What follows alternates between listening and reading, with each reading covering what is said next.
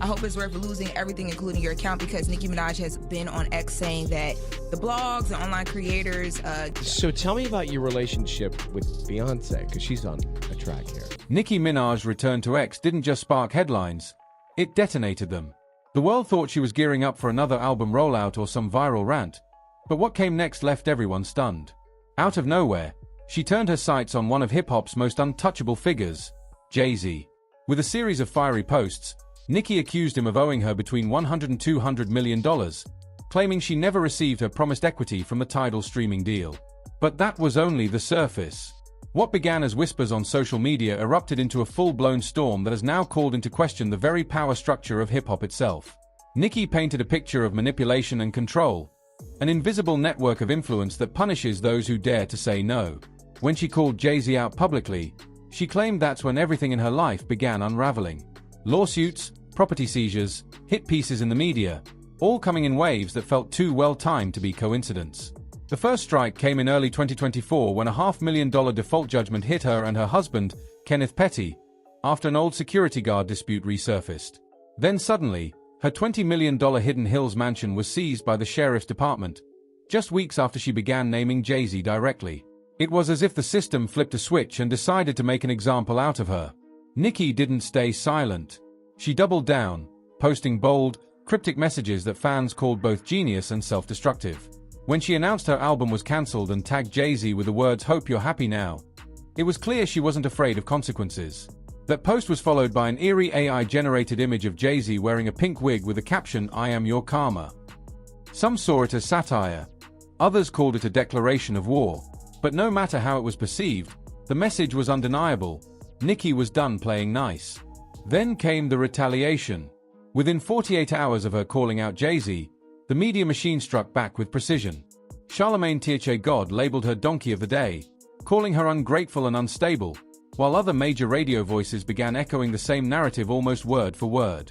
To the casual observer, it looked like a media pile-on. To those who have watched the industry long enough, it looked like choreography.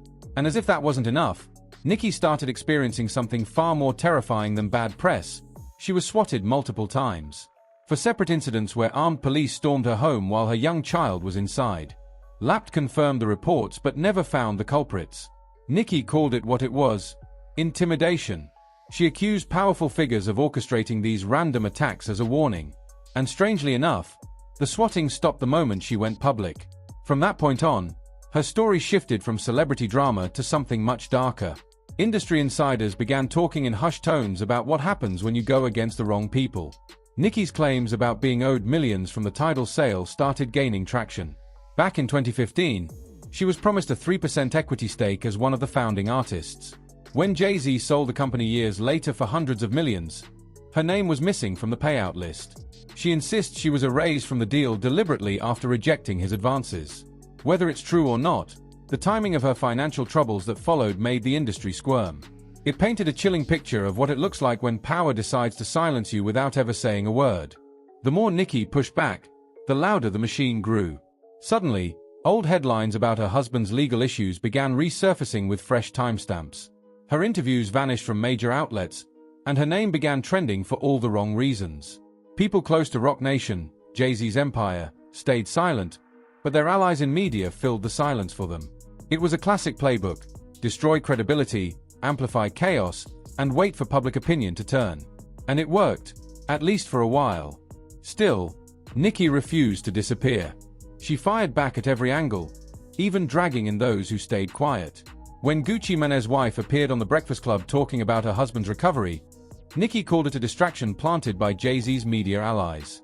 She named Charlamagne again, accusing him of using iHeartRadio to run psychological campaigns against artists who step out of line.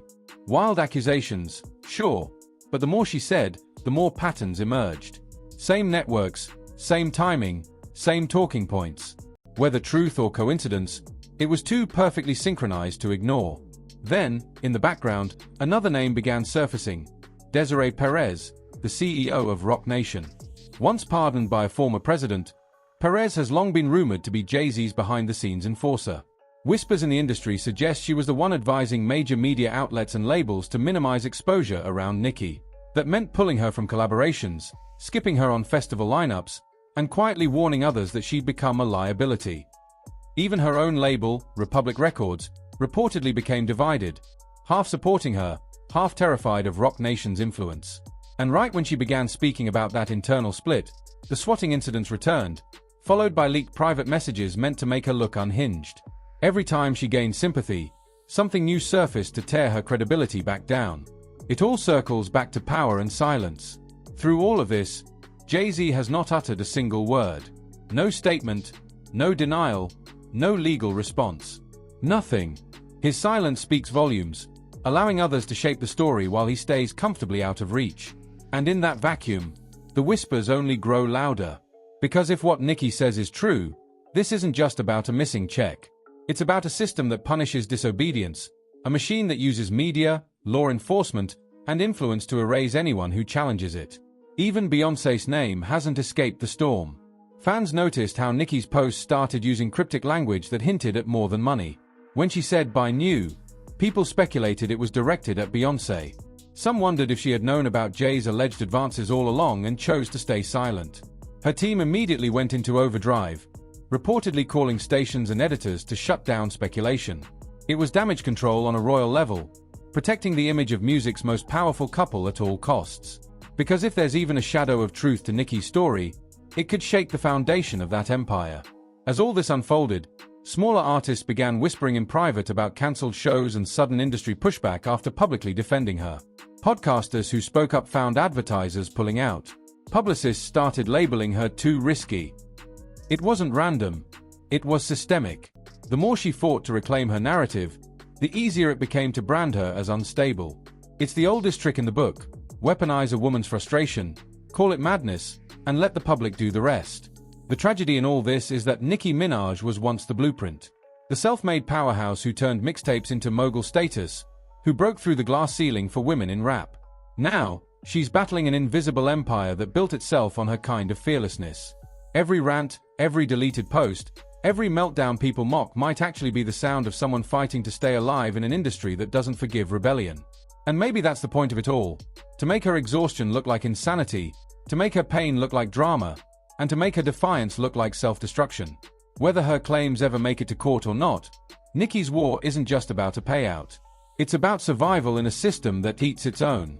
So what happens next? Does she take it to court and force the truth into the light? Or does the machine bury her under another wave of distractions? One thing's for sure, this story is far from over. The walls around hip-hop's power elite are starting to shake, and if Nicki's telling even half the truth, this might be the beginning of the biggest reckoning the industry has ever seen.